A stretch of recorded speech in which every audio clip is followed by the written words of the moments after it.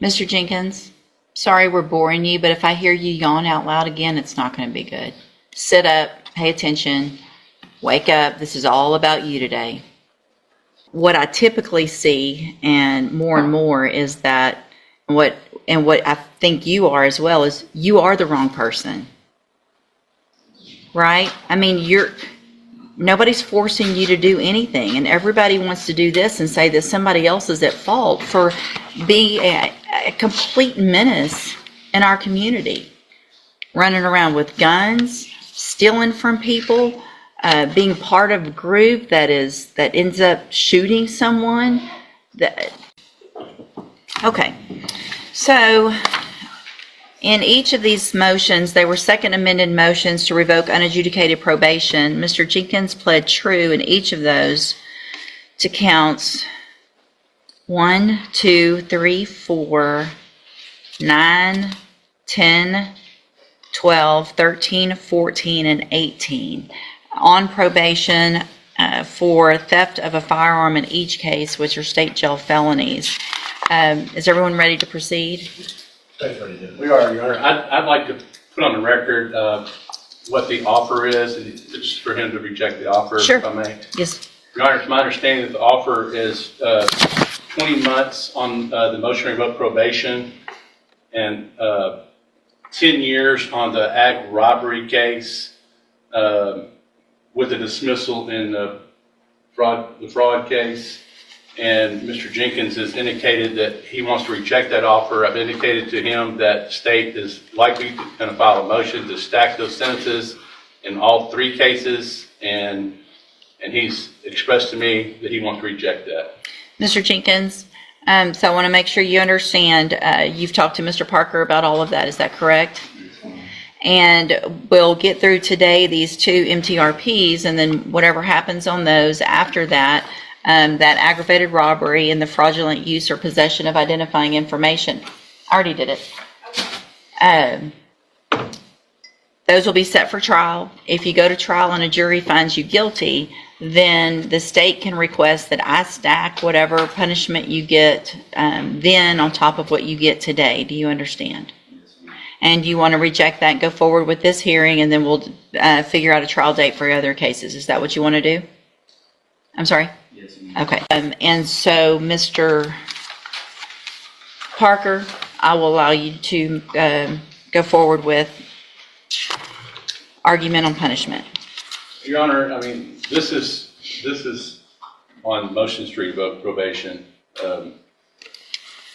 and I mean, the only thing I have to offer is that my client is set in jail, and obviously I'm not going to argue as to the facts of the other alleged crimes. Just his probation here is that drugs has been a problem for him, which his probation officer has admitted to,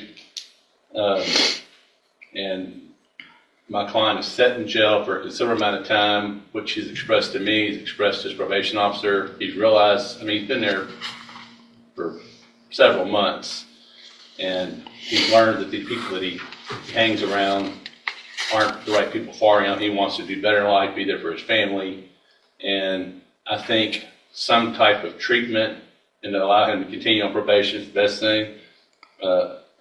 Otherwise, I would just defer to the court their decision. Thank you, Mr. Parker. Mr. Judge, Smith? Based on his activity in the jail, based on his activity when he's not in jail, all of the allegations that were found true, all of the new crimes that have been committed, continuing him on probation after having successfully completed both tracks of ISF, just not be appropriate. We ask that you find him guilty, revoke his probation, and sentence him to 24 months in the state jail in each case. Thank you, Mr. Smith.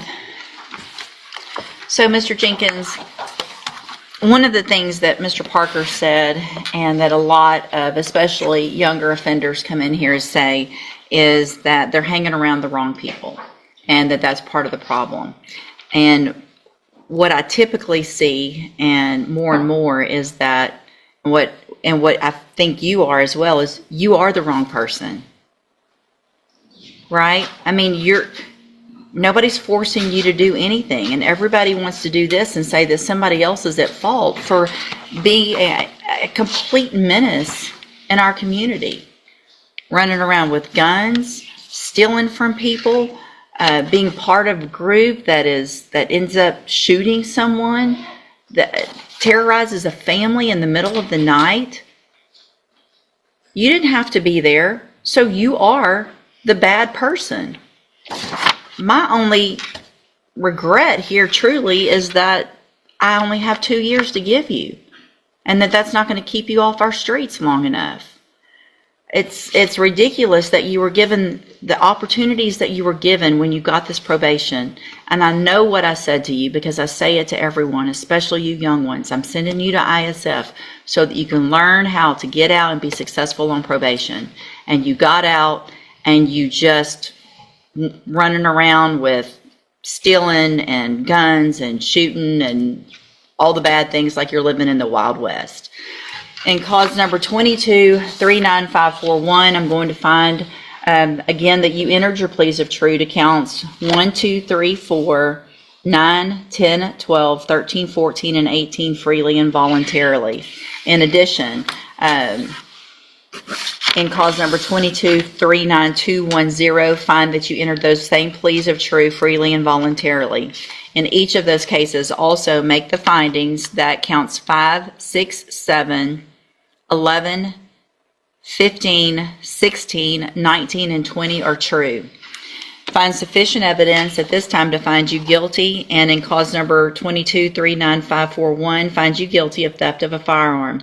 Sentence you to a term of 24 months in the state jail prison. You do receive credit on that sentence for any time that you've been in custody that the law gives you the right to receive. Cause number 22-39210. Find sufficient evidence to find you guilty, and at this time find you guilty of theft of a firearm. Sentence you to a term of 24 months in the state jail prison. You will also receive credit on that sentence for any time that you've been in custody that the law gives you the right to receive. Give me just a second. I need a certification. Thanks. I'm going to hand you in just a minute. You'll need to sign it, and then I'll give you a copy of a document called your certification of right to appeal. You do have some rights to appeal this decision and these findings today. You can talk to Mr. Parker about that. I'm also going to hand you a written admonishment regarding your ineligibility to possess a firearm or ammunition. Because of the judgments entered against you, you are ineligible under Texas law to possess a firearm or ammunition. Possession of a firearm or ammunition could lead to charges against you. Firearm is a legal term, and you should read the written admonishment I provide you to see what devices qualify as a firearm. If you have questions about the laws that make you ineligible to possess a firearm or ammunition, or about how long that lasts, you can also talk to Mr. Parker. What we'll do now is move those to the ag robbery and the new fraudulent use or possession of identifying information. We'll put it on one announcement docket. If it's not worked out at that point, then we'll get those set for trial as quickly as possible.